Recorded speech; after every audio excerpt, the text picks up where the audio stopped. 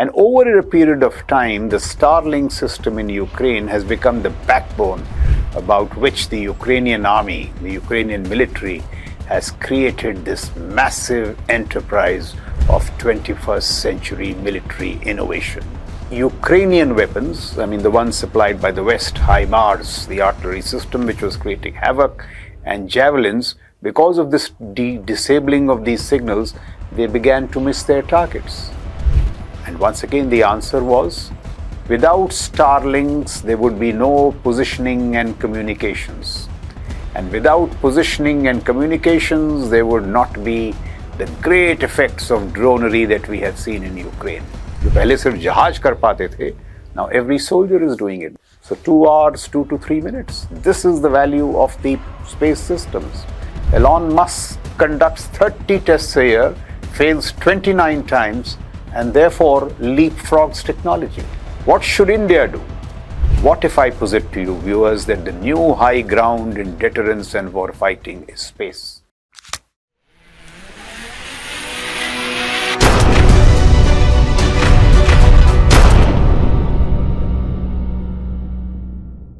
So viewers, Namaskar and Jai Hind.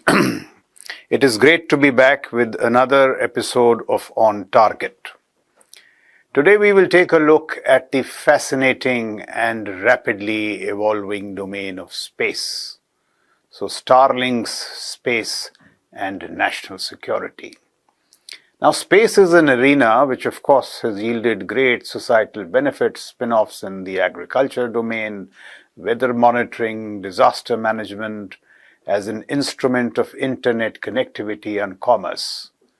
But it is also increasingly being used as a tool of intelligence, influence, deterrence and war fighting. So we will today focus on the latter. Space is a tool of intelligent influence, deterrence and war fighting. You would have heard of the term dogfights. Now, dogfights was once a term used exclusively for combat between fighter aircraft.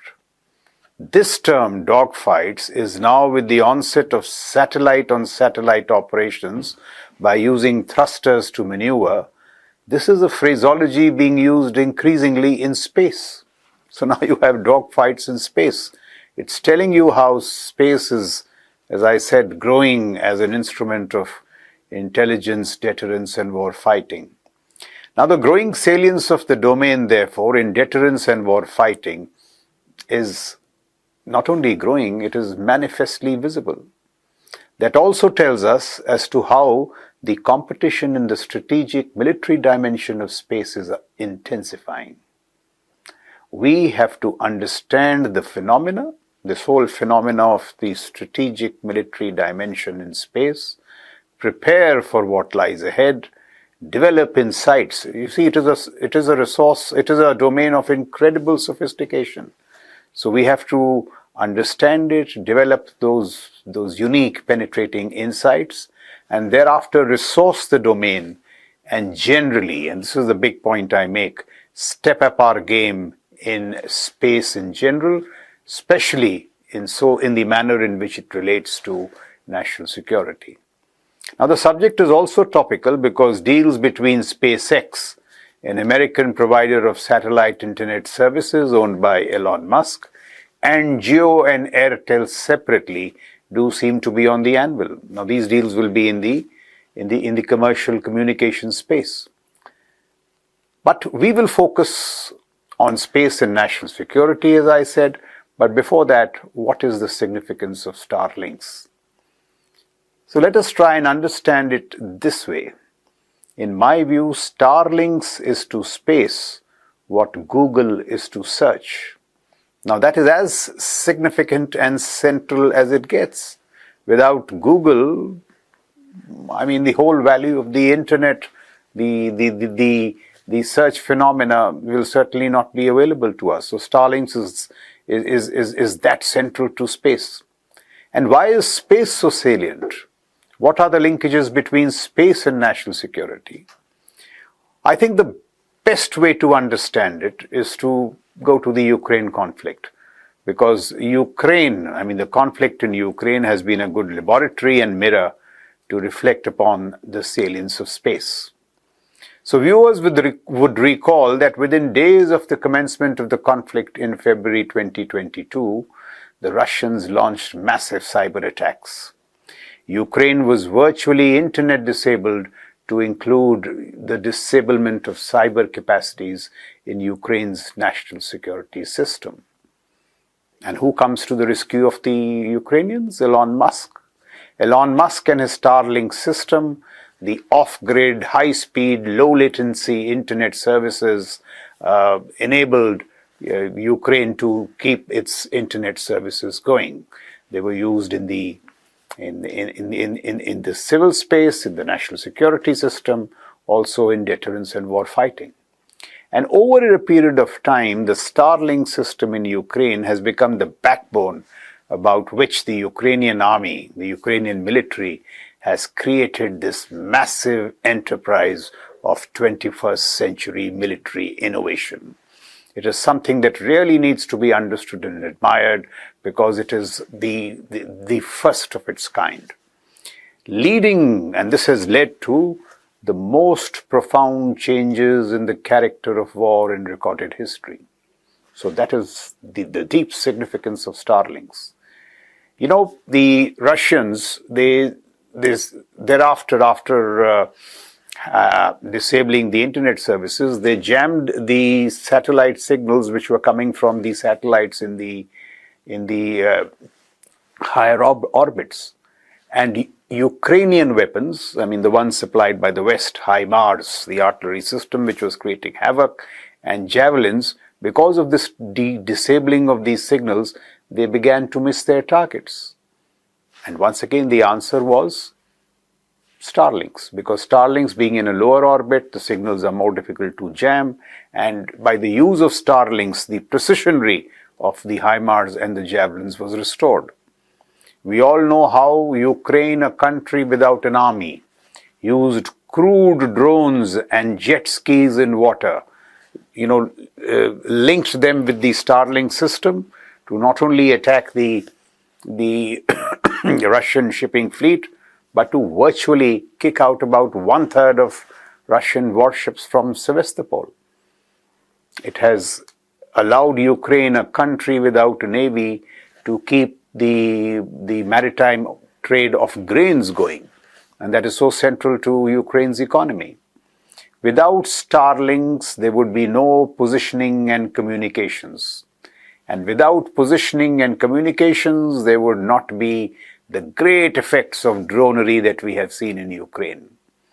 I wonder if you know that the losses of Russian men and equipment in Ukraine, about 70% of the losses have come not from traditional infantry, not from armor, no longer from artillery, but from drones. Ukrainian drones using Starlinks, the positioning and communications. So that is how significant Starlinks is. And now the Russian elite drone units, they have gone and exploited the capacities of Starlinks, AI on the edge and other technologies to create these surveillance zones and kill zones. So you have a surveillance zone of about 20 kilometers and a kill zone of about 10 kilometers. So you start picking up enemy infantry, tanks, armor, artillery, and this persistent surveillance and dronery has become so strong that in the kill zone, the Russians are simply failing to maneuver. So the tanks are finding it extremely difficult to operate and maneuver. So Starlinks has virtually led to the eclipse of maneuver. And anybody who understands the military space will know that the two key metrics of fighting are fire and maneuver, and you are virtually eclipsing one whole arm of that war fighting. It has also led to democratization of precision strikes. Now, precision strikes in the past were delivered by these very sophisticated aircraft operating at 25,000 feet and firing these missiles which could go and kill, say, an Zawahiri through the window of a building. Today, the Ukrainian soldier has got these 6 drones on his backpack, he carries them to battle, and through various systems, through FPVs, through other means, local AI killing machines and drones, up to a range of about 15-20 kilometers, he can push these same drones and missiles through the windows of buildings, through the turrets of tanks. So you have democratization of precision strikes. जो पहले सिर्फ जहाज कर पाते थे, now every soldier is doing it. This all is the consequence of capacities in space, Starlinks. Companies like Capella have used space to give to the Ukrainian army persistent surveillance. That means the Ukrainian army can see through cloud, through night, 24 hours, 7 days a week, 365 days in a year. So it's not blind at any time. So, this is what space is doing. Planet Earth, these are all commercial companies. Planet Earth, in concert with Capella and Starlinks, have given Ukraine revisit times of about 7 to 8 minutes. So previously, if you fired on the enemy, it took about 1.5 hours for it to respond. You read the battle, prepare your weapon systems. Today, with intelligence that comes from these space-based systems, the way in which you can read the battle, persistent surveillance, you can respond in 2 to 3 minutes. So 2 hours, 2 to 3 minutes. This is the value of the space systems. And therefore, when Elon Musk earlier this month, on the 9th of March to be precise, threatened in an exchange with the Polish foreign minister, Radoslaw Sikorski, Musk said that if he switched off Starlinks, the entire Ukrainian front line would collapse. Well, that may have been a trifle tactless thing to say. Musk may not have displayed great diplomatic sophistry, but the truth in the statement was stark. Zelensky realized it, the Ukrainian army realized it, much of Europe and the West realized it. So that is the significance of capacities in space and systems like Starlink. Ukraine's entire war effort, the West to include USA, hinges on Starlinks. That is how humongously critical the contribution of this configuration of 7,000 satellites in the LEO space, low Earth orbit, which we know as Starlinks, driven by Elon Musk, has been. When I was growing up, space was a country thing, an exclusive capacity with a few countries, the United States, Soviet Union, even India. Country thing, strategic. Elon Musk has made it a company thing. By innovation, creative use of technology, by scaling up to 7,000 satellites, bringing the cost down. And how? By failing fast. And this is one more thing that we need to learn. So say ISRO, NASA, Musk was in competition with NASA. These are government agencies which will make sure that they don't test till the test is perfect. Because the president has to be called, the cameras are looking, the prime minister has to be called, so the test has to be perfect. Elon Musk simply reversed this belief. He conducts 30 tests a year, fails 29 times, and therefore leapfrogs technology. While NASA or ISRO will conduct 1 test a year, it may fail, it may succeed, but they are not leapfrogging technology at the pace of Elon Musk. And therefore, the partner of US Space Command today is not NASA, not Boeing, not Lockheed, but SpaceX, Elon Musk. So SpaceX has pushed giants like NASA, Boeing and Lockheed out of the business in space. I think yesterday, the rescue of the stranded astronauts in space, Sunita Willaims and her fellow astronauts who had gone for a mission of 8 days but was stranded for 10 months, this was a joint effort of NASA and SpaceX. In fact, in my view, it is substantially SpaceX and a little bit of NASA. The astronauts could not have been rescued by NASA, the space agency of the world's most powerful country, without the help of a commercial entity called SpaceX. So and it's not going to end here. Look at Musk's ambition. He's now talking of starships, and these rockets may be launched later this year. They will be the first step in making life interplanetary, the city on Mars. That dream may not be too far off. And as he does this, from Starlinks to starships, he keeps pushing the edge of material science. And as I said, the partners of Spacecom today are the forces of innovation, energy, and enterprise which come from companies like SpaceX. The Americans are now looking at a military upgrade of Starlinks. Elon Musk has contracted star shields with the American military. Now, this is of course in the confidential domain, but broadly, star shields will be not merely sensors. So Starlinks is basically satellites which are giving you communications and sensing capacities. Star shields will be a comprehensive space system in which the offensive shooters, so they could be missiles, directed energy platforms, they will be located in the space domain itself. Now that will take war fighting in space to an entirely new high. The Chinese were late entrants to the game, but now they have also deployed what is known as the Guowang configuration of satellites. The plan is to put 14,000 satellites in the LEO space, out of which 7,000 have already been fired and orbited into the LEO space. So you have Starlinks upgrading to Star Shields. Now you have the Chinese stepping in with Guowang, and look at the ambition. 14,000 satellites in the LEO space.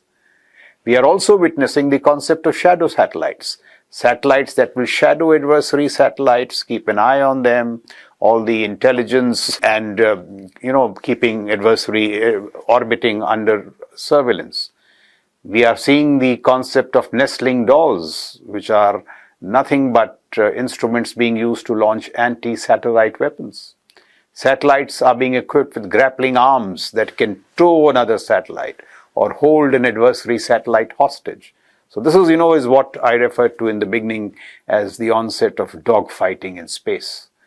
There is talk of Russia developing a nuclear weapon designed for space. I mean, that worried everybody. So the versatility and rapid evolution of national security instruments in space is something that we should take note of.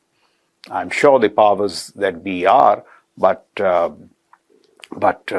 I have tried to give you an insight on how dramatically space is developing as a domain of intelligence, deterrence, and war fighting. What should India do?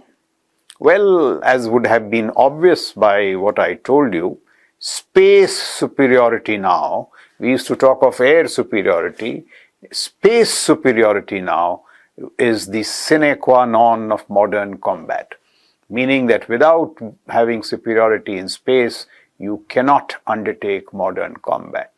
Those persistent surveillance on the ground with the land forces in Ukraine, it is dependent on capacities in space, because it unlocks and bestows unprecedented precision and lethality on the joint force in modern combat.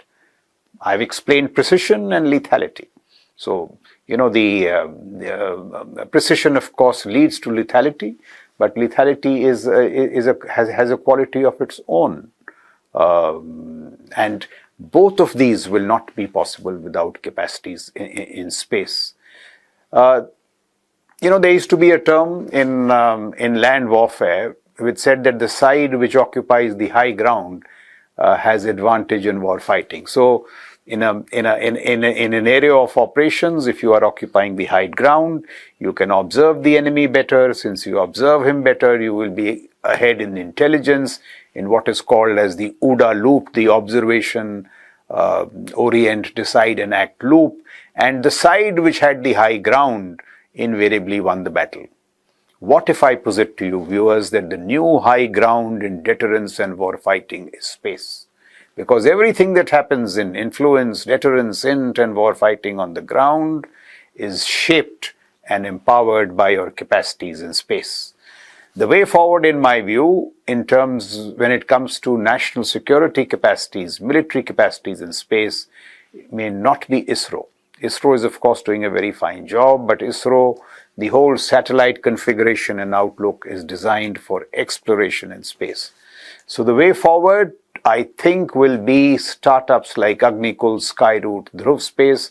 We must leverage them in a similar manner in which the Americans have leveraged Starlinks, Capella, Planet Earth, to give you, this persistent surveillance, to give you enhanced the space domain awareness.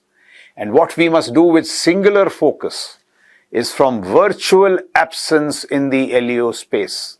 Today, India does not even have, I think, one satellite in the LEO space. We need to crowd it with capacity, with satellites in the LEO space. And not so much the MEO, the higher orbits, the middle and higher orbits, but the LEO space. We must aim to put about 10,000 satellites there, and not small numbers, 50 to 60, but 10,000 for the reasons that I explained to you in the next 4 to 5 years. If we do that, we will attain what is known as space superiority, better space domain awareness, and our war-fighting capacities, our intelligence, the way we read the battle, war fighting, we will be ahead of the enemy in every action. We will act, the enemy will react.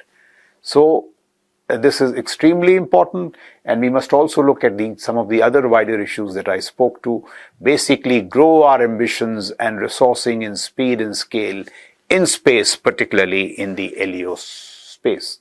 And there will be colossal benefits if we do so. I've explained to you the importance of persistent surveillance. So along the LAC, the Western Theatre Command, every move that the Chinese make will be under our surveillance. And with better capacities, as you explore this domain, you will get better capacities of close target reconnaissance, hyperspectral imagery, which is very important for space detection. So what is the enemy's capacity today? How it changes in 25 days? It is best captured by hyperspectral imagery, colorized subaperture imagery, and so on. These are basically modern technological developments in space. And, if we invest in all this, we will get positioning and communications capacities. No dronery is happening without positioning and communication capacities. So Starlink-like systems are an absolute must. Such systems will also jam-proof our precision systems. I told you how the HIMARs got imprecise, how the Javelin got imprecise. Now, what about our own anti-tank systems, our Pinakas warheads, our BrahMos warheads? They are also similarly vulnerable. Another lesson from Ukraine is, decline in GPS fidelity. Forces are now learning to function in GPS-denied environments. So you need drones, you need FPVs, for which you will need Starlinks. And if the GPS denial is very strong, we will now need to graduate to quantum positioning systems. So quantum is another domain which we will talk about someday. But the good news is that there are some very good startups in India who are working on the space of quantum to find solutions for our armed forces to operate in a GPS-denied environment. So that will be all, viewers. I just thought I will drive home to you the salience of space, how important it is, particularly the LEO space, systems like Starlinks in the national security domain. So while we must welcome Starlinks in the commercial space, these deals that they possibly will do with Jio and Airtel are very welcome news, but I thought this was an opportune moment for us to get acquainted with how Starlinks or Starlinks-like systems, which could be given to us by our own startups like Agnikul and Dhruva Space, how important these are to national security. So that will be all. May I urge you to put on your space caps, think. It is such an interesting domain. Think about space and drive debates, knowledge in this very critical domain, space, especially in the LEO space that I said. Let 2025-26 be all about LEO. And in the LEO domain, I think what we need to do is to give these very talented startups orders, orders, and orders. If we do that, we will be laying the edifice of the emergence of India, not only as a potent military, but also as a military with a credible capacity and space. May I also draw your attention to another fact in this domain. What is happening in these domains is very close civil-military fusion. So militaries are using these startup systems, hand-holding them till commercial viability. They are using them, coming together with these startups to ensure that adversary competition is destroyed. So this is how important civil-military fusion is in the domain of space. These are some of the issues too that we could consider. So space in this very comprehensive sense is, I think, something we need to tackle in 2025 and 26. That will be all for the moment. Thank you very much, viewers, for your time. Jai Hind.